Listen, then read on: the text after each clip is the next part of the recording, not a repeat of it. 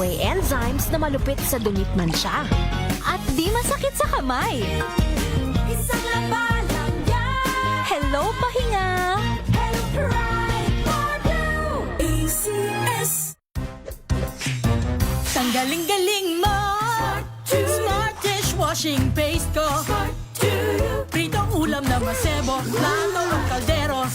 Tanggaling for everyday. Ganyan pag smart ang dishwashing paste. May double tanggaling formula. Tanggal ang sebo, tanggal ang bakterya. Bahid para walang bahid, linis fantastic sa metal at plastic. Number one ko to.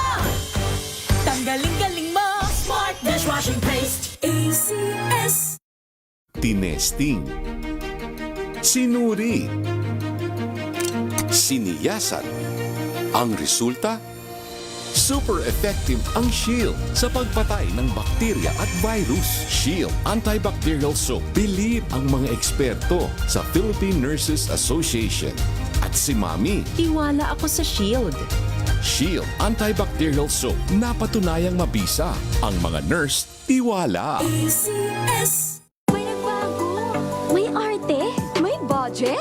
Akala nyo lang yon. So solid. White rose papaya, wow, white rose. White rose papaya, wow, white rose. White rose papaya. May glow up with white rose papaya. White Rose Papaya. May puti power times 2 kasi may papaya at niacinamide. May shea butter and tea tree oil pa. Kutis sulit ang glow up. Glow up with white rose papaya. White Rose Papaya. Kutis sulit ang glow up. ACS.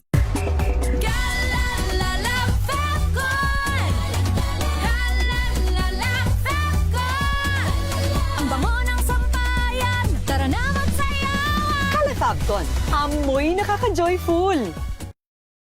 Hi, my name is Mayor Francis Israel Macabenta. I'm from San Diego. I'm an advanced clinician in neuro and spine surgery. As an advanced clinician, you have to make sure that you coordinate everything. Our goal is to have an optimal surgery outcome for the patient. Having MX3 in my life, taking it, knowing that this is in my body, it gives me a lot of confidence. MX3, dito ako believe. Mahalagang paalala, ang MX3 capsule ay hindi gamot at hindi dapat gamiting panggamot sa anumang uri ng sakit.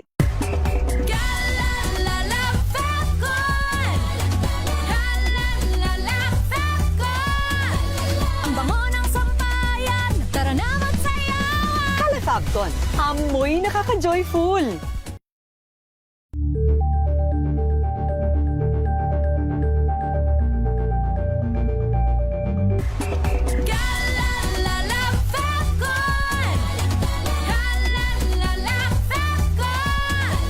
Ang bango ng sampayan. Tara na magsayawan. Calafabcon, amoy nakaka-joyful! Beauty tips para sa mga busy nanay. Alamin. This portion is brought to you by ACS Manufacturing Corporation, ISO certified, maker of world-class quality Pride detergent. Kahit nanay na, huwag pa rin kalimutan ang sarili. Kaya naman, sa kabila ng pagiging busy at pagiging ilaw ng tahanan, narito ang ilang beauty tips. Una, pagdating sa pagbili ng beauty products, pumili ng mga may dual purpose na produkto. I-consider rin ang pagkaroon ng isang low-maintenance haircut. Hindi na matrabahong ayusin. Bukod pa riyan, panatilihin din ang kalinisan ng katawan, kumain ng masustansyang pagkain at magsuot ng komportableng damit. At syempre, ang pinaka-praktikal na beauty regimen, ugaliing uminom ng tubig to stay hydrated. This portion is brought to you by ACS Manufacturing Corporation, ISO certified, maker of world-class quality Pride detergent. Curious ka ba sa maraming bagay? Kami na ang bahala dyan. Aalamin, tutuklasin at bibigyang linaw namin ang mga katanungang bumabagabag sa inyong isipan. Sa programa kung saan ang bawat sagot ay galing lamang sa mga eksperto. Ang Expert's Opinion, tuwing linggo 3:00 ng hapon, dito lang sa DZRH TV.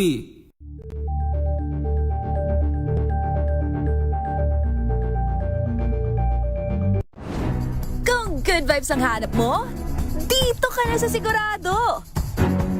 Mula sa mga istoryang nagbibigay ng inspirasyon hanggang sa mga kwentong may dalang solusyon. Mga balitang pampagaan, pakiramdam at pampaganda ng araw.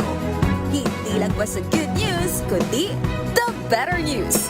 Mula Lunes hanggang Biyernes, 1:00 ng tanghali sa DZRH TV. Better news. Una sa Pilipinas, una sa Pilipinas. NBS, Trending and Viral Show. Nakahandang Sa ating balitan mga kaibigan sa Rapido Hataw. Public Service Hour. Siyempre pa, una sa Pilipinas. Una Yan sa... ang kabuuan natin palatuntunan ng break time. Sabay niyo na po ang mga balita at talakayan sa Balansyado. Maraming sa... Nagsimula sa pangarap hanggang sa maabot ang tagumpay. Iba't ibang kwento, iba't ibang mukha ng atletang Pilipino. Mas pinatindi, mas pinalakas. Sona 2026, a DZRH special coverage.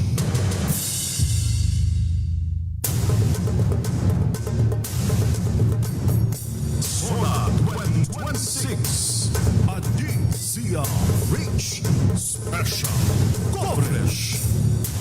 Magandang hapon ho Luzon, Visayas, Mindanao, worldwide. Sa ating pa rin pong tuloy-tuloy na special coverage, kaugnay pa rin po ng State of the Nation Address. Ikalimang sona ni Pangulong Ferdinand Marcos Jr. Ano po mga lingkod mga kaibigan, sina Ray Simayan At Romel Fuertes. para pa rin po sa DZRH, una sa Pilipinas. Una sa Pilipino. Kumusta na ba ngayon sa labas ha? Ay yung lalo ni mga nakatutok dyan sa area ng Batasan Pambansa Ayan. Complex. Haba ng Commonwealth Avenue. Yes, ha? At nakalatag na rin po ang seguridad na inihanda ng Philippine National Police. Pero mayroon tayong mga balita ngayon na talagang patuloy pa rin pong nakatutok ang DZRH. Meron pong nangyari hong pagsabog, ha? Diyan po sa may DOJ ito, no, partner? Ha? Oo, malapit sa entrance gate ng Department of Justice Wag, Building. grabe Diyan naman, sa aha. Padre Faura sa Ermita, Maynila kaninang umaga. At batay sa investigation ng otoridad ay improvised explosive device ang nakita nga po sa naturang lugar kung saan ito nga pong nangyaring pagsabog na yan. Ano, ha? Samantala, meron din palang nakitang IED, ha? Malapit naman din daw po sa labas ng Senado. Ayan. Ay, sus. At inaalam na ng PNP, Lakay Ray, kung yung dalawang insidente na yon ay may kinalaman or kaugnayan sa isa't isa, mainiugnay sa sona ng presidente. Abay, wag naman ganyan, ha? Ay, nagkikreate tayo ng ibang impresyon saka buong, hindi lang buong bansa nakatutok sa zona ni Pangulong BBM, kundi buong mundo. Ano? Yan, ang international community. Yes. Ano na lang ang sasabihin ng mga business sector na gustong maglagak ng puhunan, hindi ba, sa Pilipinas? Pinipinsala ninyo yung ekonomiya mismo yung sa imahe. kabuuan. Ayan. Pero of course, tayo naman ay saludo sa ating mga kagawad ng Philippine National Police, iba pang mga otoridad at naagapan ng ganitong mga sitwasyon para naman matiyak na mapayapa at well secured itong gaganaping zona ni Pangulong BBM. Yung kaliwat ka ng kilos protesta, natural lang yan, Lakay Ray. Yes, oo, panahon-panahon. Ginagalang ng sino mang sitting president na nagsasagawa ng kanyang State of the Nation address. Kaya wala tayong magiging problema dyan. Wag lang hatong sa karasan. Yes, ibang usapan na yan, syempre. And of course, I think meron namang ibinigay na permit dun sa mga grupo na gustong mag-rally dyan sa area ng Commonwealth Avenue, malapit dyan sa Batasan Pambansa Complex. Ayan. However, nakabantay pa rin ang kapulisan doon naman sa ibang elemento na gustong samantalayin ng pagkakataon. Ha? Yung mga tinatawag na infiltrator. Naku po. Wag naman sana. Ha? Dapat talaga dito tutok ang ating mga otoridad at maiwasan tong ganitong magiging problema. No, ha? Kaya bantay sarado nila ngayon yung area na yan sa paligid ng Batasan Pambansa Complex, dyan sa may kahabaan ng Commonwealth Avenue. And of course, I think gayon din ay sabay ngayon partner ano Yes, ang INC sa anniversary. Iglesia ni Cristo anniversary. Yan ha. Kaya marami ring tao po diyan sa area po ng central office headquarters ng Iglesia ni Cristo sa Quezon City. At doon naman sa mga nagsasagawa ng kilos sa protesta, ang pakiusap ng kapulisan, ipulis nyo rin yung inyong lineup. Yes. Kumbaga, bantayan nyo din yung lineup parang nang sa ganun, hindi mapasok ng infiltrators na may ibang vision or agenda sa zona ng presidente. Ayan. And of course, ngayon ding araw na ito ay sasabayan din ng ibang version ng SONA. Oo, sa Senado. Oo, ano ba to? White, ano ba yun? Isang grupo yun na magdaraos din sila ng ibang version ng SONA. Anti-SONA naman ito. Anti-SONA naman ni Pangulong BBM. Of course, wala namang problema dun sa ganito mga pahayag. Lahat naman tayo may karapatan na magpahayag ng ating opinion.